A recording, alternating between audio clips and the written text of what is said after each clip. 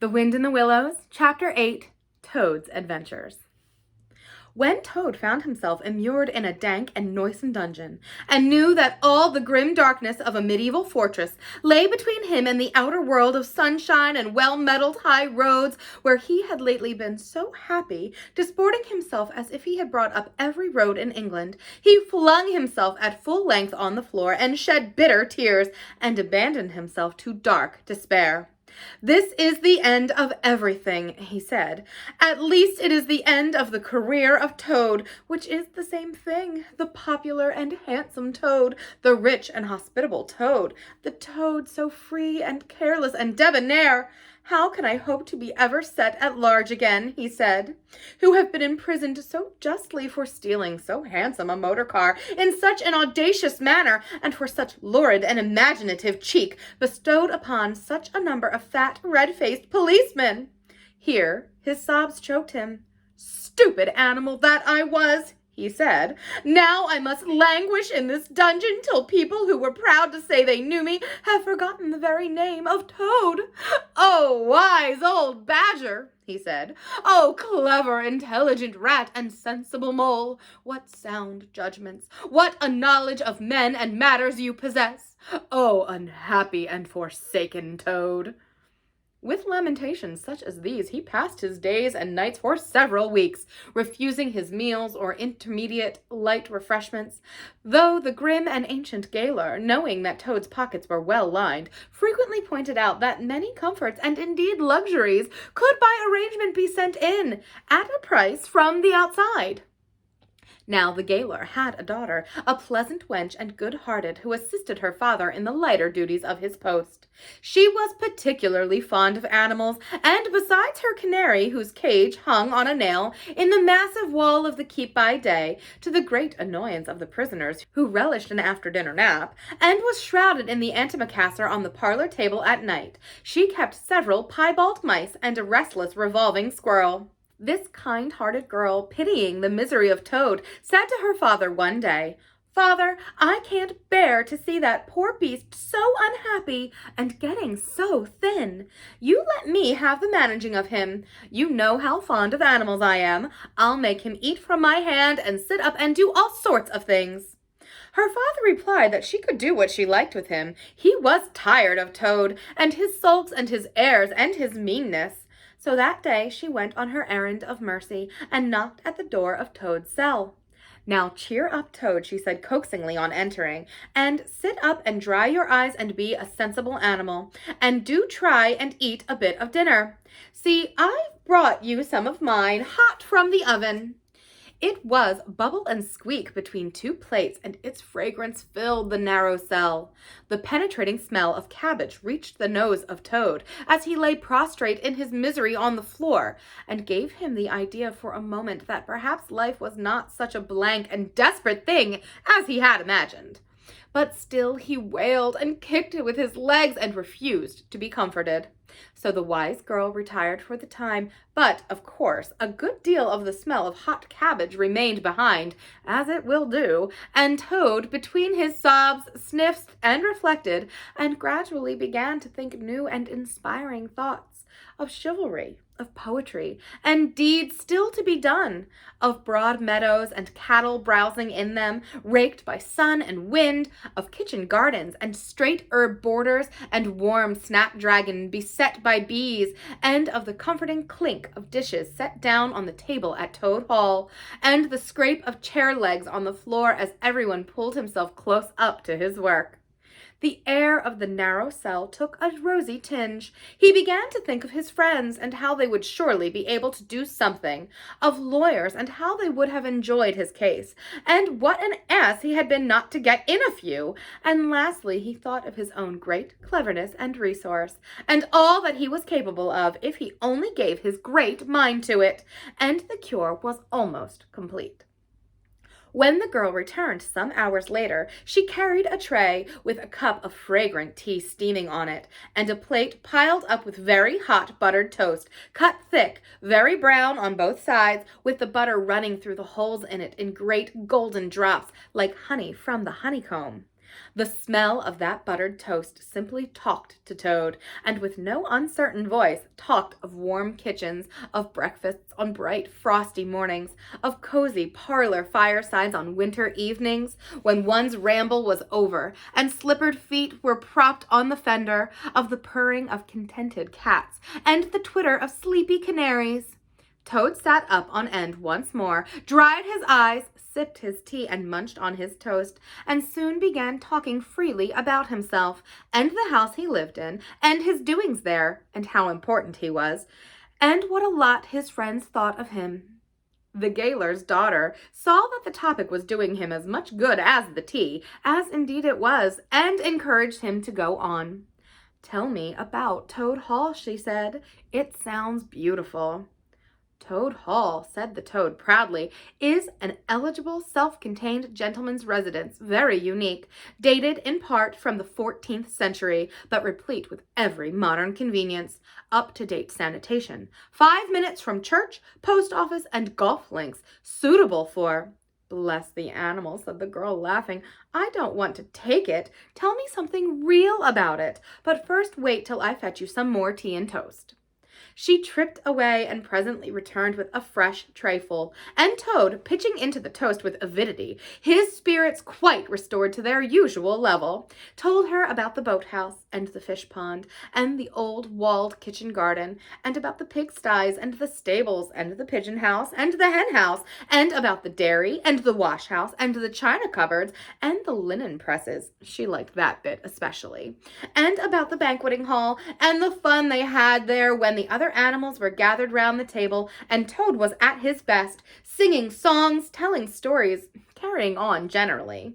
Then she wanted to know about his animal friends, and was very interested in all he had to tell her about them and how they lived, and what they did to pass their time. Of course, she did not say she was fond of animals as pets, because she had the sense to see that Toad would be extremely offended. When she said good night, having filled his water jug and shaking up his straw for him, Toad was very much the same sanguine, self-satisfied animal that he had been of old. He sang a little song or two, of the sort he used to sing at his dinner parties, curled himself up in the straw, and had an excellent night's rest and the pleasantest of dreams. They had many interesting talks together after that, as the dreary days went on, and the gaoler's daughter grew very sorry for Toad, and thought it a great shame that a poor little animal should be locked up in prison for what seemed to her a very trivial offense. Toad, of course, in his vanity, thought that her interest in him proceeded from a growing tenderness, and he could not help half regretting that the social gulf between them was so very wide, for she was a comely lass, and evidently admired him very much. One morning the girl was very thoughtful, and answered at random, and did not seem to Toad to be paying proper attention to his witty sayings and sparkling comments. "Toad," she said presently, "just listen, please. I have an aunt who is a washerwoman." "There, there," said Toad graciously and affably. "Never mind. Think no more of it. I have several aunts who ought to be washerwomen." "Do be quiet a minute, Toad," said the girl. "You talk too much, that's your chief fault, and I'm trying to think, and you hurt my head. As I said, I have an aunt who is a washerwoman. She does the washing for all the prisoners in this castle. We try to keep any paying business of that sort in the family, you understand. She takes out the washing on Monday morning and brings it in on Friday evening. This is a Thursday. Now this is what occurs to me.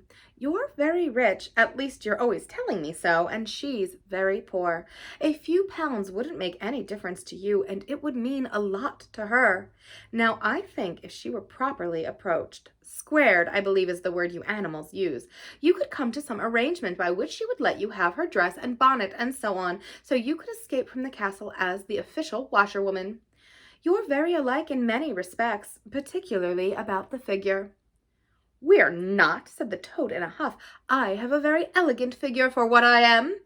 "So has my aunt," replied the girl, "for what she is. But have it your own way, you horrid, proud, ungrateful animal, when I'm sorry for you and trying to help you." Yes, that's all right. Thank you very much indeed," said the Toad hurriedly. "But look here, you wouldn't surely have Mr. Toad of Toad Hall going about the country disguised as a washerwoman?" "Then you can stop here as Toad," replied the girl with much spirit. "I suppose you want to go off in a coach and four." Honest Toad was ready to admit himself in the wrong. "You are a good, kind, clever girl," he said, "and I am indeed a proud and stupid Toad. Introduce me to your worthy aunt, if you will be so kind, and I have no doubt that the excellent lady and I will be able to arrange terms satisfactory to both parties." Next evening the girl ushered her aunt into Toad's cell, bearing his week's washing pinned up in a towel. The old lady had been prepared beforehand for the interview, and the sight of certain gold sovereigns that Toad had thoughtfully placed on the table in full view practically completed the matter and left little further to discuss. In return for his cash, Toad received a cotton print gown, an apron, a shawl, and a rusty black bonnet, the only stipulation the old lady made being that she should be gagged and bound and dumped down in a corner. By this not very convincing artifice, she explained, aided by the picturesque fiction that she would supply herself, she hoped to retain her situation, in spite of the suspicious appearance of things. Toad was delighted with the suggestion. It would enable him to leave the prison in some style, and with his reputation for being a desperate and dangerous fellow untarnished, and he readily helped the gaoler's daughter to make her aunt appear as much as possible the victim of circumstances over which she had no control. "Now it's your turn, Toad," said the girl. "Take off that coat and waistcoat of yours. You're fat enough as it is." Shaking with laughter, she proceeded to hook and eye him into the cotton print gown, arranged the shawl with a professional fold, and tied the strings of the rusty bonnet under his chin. "You're the very image of her," she giggled, "only I'm sure you never looked half so respectable in all your life before. Now goodbye, Toad, and good luck. Go straight down the way you came up, and if anyone says anything to you, as they probably will, being but men, you can chaff back a bit, of course, but remember you're a widow woman, quite alone in the world with a character to lose." With a quaking heart, but as firm a footstep as he could command, Toad set forth cautiously on what seemed to be a most harebrained and hazardous undertaking. But he was soon agreeably surprised to find how easy everything was made for him, and a little humbled at the thought that both his popularity and the sex that seemed to inspire it were really another's.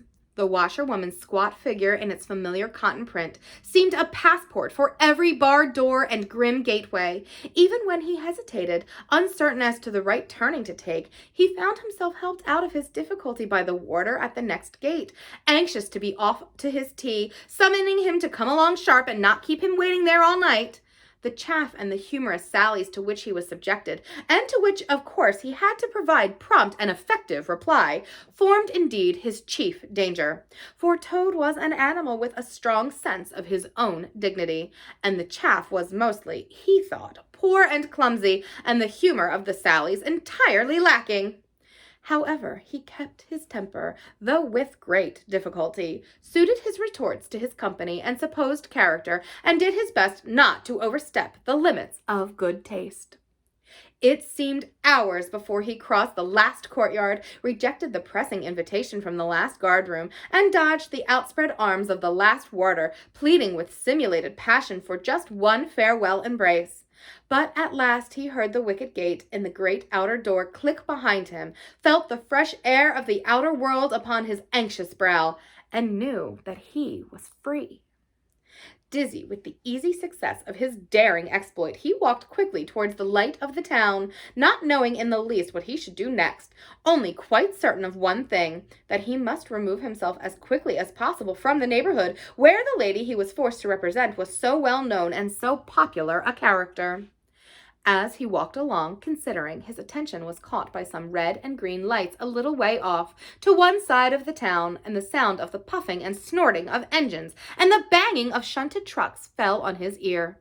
Aha, he thought, this is a piece of luck. A railway station is the thing I want most in the world at this moment. And what's more, I needn't go through the town to get it. I shan't have to support this humiliating character by repartees, which, though thoroughly effective, do not assist one's sense of self-respect. He made his way to the station accordingly, consulted a timetable, and found that a train, bound more or less in the direction of his home, was due to start in half an hour. More luck, said Toad, his spirits rising rapidly, and went off to the booking office to buy his ticket. He gave the name of the station that he knew to be nearest to the village of which Toad Hall was the principal feature, and mechanically put his fingers in search of the necessary money where his waistcoat pocket should have been. But here the cotton gown, which had nobly stood him so far, and which he had basely forgotten, intervened and frustrated his efforts. In a sort of nightmare, he struggled with the strange, uncanny thing that seemed to hold his hands, turn all muscular strivings to water, and laugh at him all the time, while the other travelers, forming up in a line behind, waited with impatience, making suggestions of more or less value and comments of more or less stringency and point. At last, somehow, he never rightly understood how, he burst the barriers, attained the goal, arrived where all waistcoat pockets were eternally situated, and found not only no money, but no pocket to hold, no waistcoat to hold the pocket. To his horror, he recollected that he had left both coat and waistcoat behind him in his cell, and with them his pocketbook, money, keys, watch, matches, pencil case, all that makes life worth living. All that distinguishes the many-pocketed animal, the lord of creation, from the inferior one, pocketed or no pocketed. Productions that hop or trip about permissively, unequipped for the real contest. In his misery, he made one desperate effort to carry the thing off, and with a return to his fine old manner, a blend of the squire and the college don, he said, "Look here, I find I've left my purse behind. Just give me that ticket, will you, and I'll send you the money tomorrow. I'm well known in these parts." The clerk stared at him and the rusty black bonnet a moment, and then laughed. "I should think you were pretty well known in these parts," he said, "if you've tried this game on often. Here, stand away from the window, please, madam. You are obstructing the other passengers." An old gentleman who had been prodding him in the back for some moments here thrust him away, and what was worse, addressed him as his good woman, which angered Toad more than anything that had occurred that evening. Baffled and full of despair, he wandered blindly down the platform where the train was standing, and tears trickled down each side of his nose. It was hard, he thought, to be within sight of safety and almost of home, and to be balked by the want of a few wretched shillings, and by the pettifogging mistrustfulness of paid officials.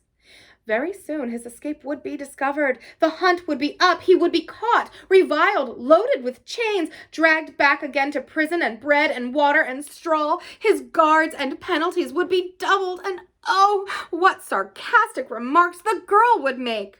What was to be done? He was not swift of foot. His figure was uncomfortably recognizable. Could he not squeeze under the seat of a carriage? He had seen this method adopted by schoolboys when the journey money provided by thoughtful parents had been diverted to other and better ends.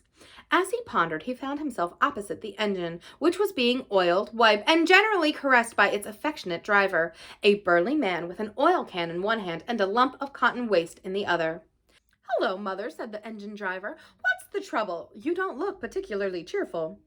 "Oh, sir," said Toad, crying afresh, "I am a poor, unhappy washerwoman, and I've lost all my money and can't pay for a ticket, and I must get home tonight somehow, and whatever I am to do, I don't know. Oh, dear, oh, dear." "That's a bad business indeed," said the engine driver reflectively. "Lost your money and can't get home, and got some kids, too, waiting for you, I dare say." "Any amount of 'em," sobbed Toad, "and they'll be hungry and playing with matches and upsetting lamps, the little innocents, and quarreling and going on generally. Oh, dear, oh, dear." "Well, I'll tell you what I'll do," said the good engine driver. "You're a washerwoman to your trade, says you. Very well, that's that. And I'm an engine driver, as you well may see, and there's no denying it's terribly dirty work. Uses up a power of shirts, it does, till my missus is fair tired of washing 'em. If you'll wash a few shirts for me when you get home and send 'em along, I'll give you a ride on my engine. It's against the company's regulations, but we're not so very particular in these out-of-the-way parts." The Toad's misery turned into rapture as he eagerly scrambled up into the cab of the engine.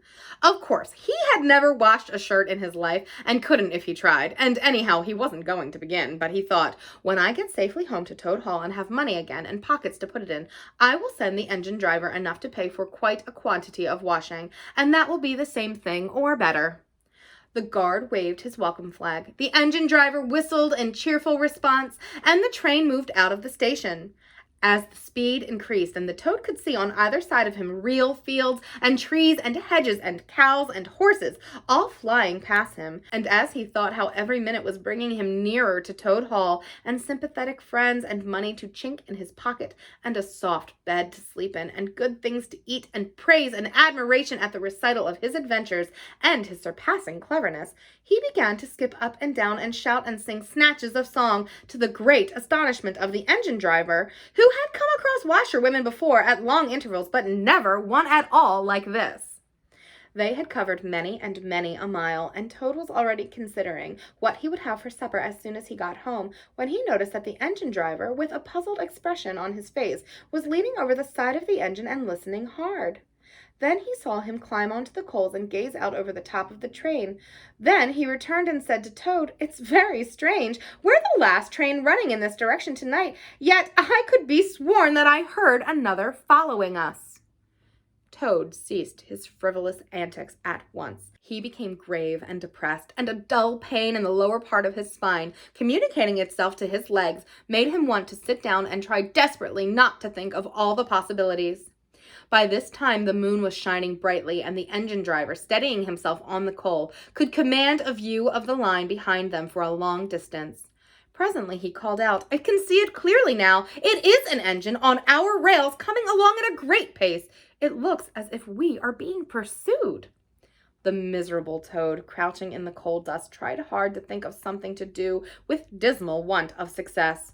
"They are gaining on us fast," cried the engine driver, "and the engine is crowded with the queerest lot of people. Men like ancient warders, waving halberds, policemen in their helmets, waving truncheons, and shabbily dressed men in pot hats, obvious and unmistakable plain-clothes detectives even at this distance, waving revolvers and walking sticks, all waving and shouting the same thing. Stop! Stop! Stop!"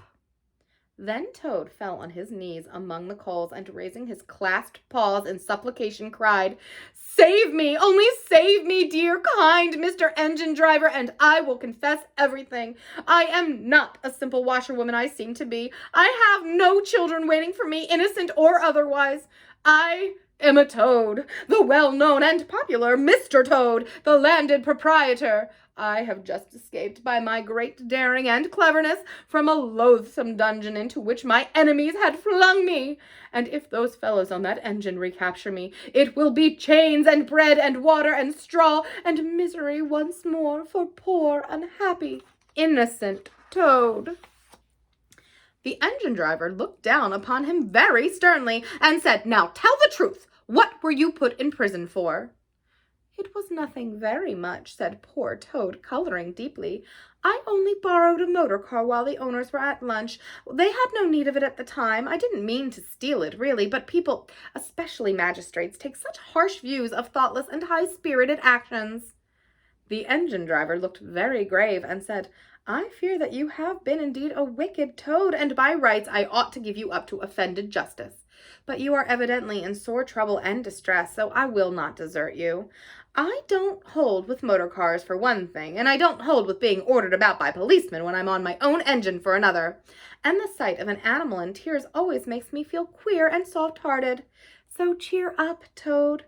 I'll do my best, and we may beat them yet." They piled on more coals, shoveling furiously. The furnace roared, the sparks flew, the engine leapt and swung, but still their pursuers slowly gained. The engine driver, with a sigh, wiped his brow with a handful of cotton waste and said, "I'm afraid it's no good, Toad. You see, they are running light, and they have the better engine. There's just one thing left for us to do, and it's your only chance, so attend very carefully to what I tell you. A short way ahead of us is a long tunnel, and on the other side of that, the line passes through a thick wood. Now I will put on all the speed I can while we are running through the tunnel, but the other fellows will slow down a bit, naturally, for fear of an accident. When we are through, I will shut off steam and put on brakes as hard as I can, and the moment it's safe to do so, you must jump and hide in the wood before they get through the tunnel and see you. Then I will go full speed ahead again, and they can chase me if they like, for as long as they like and as far as they like. Now mind and be ready to jump when I tell you."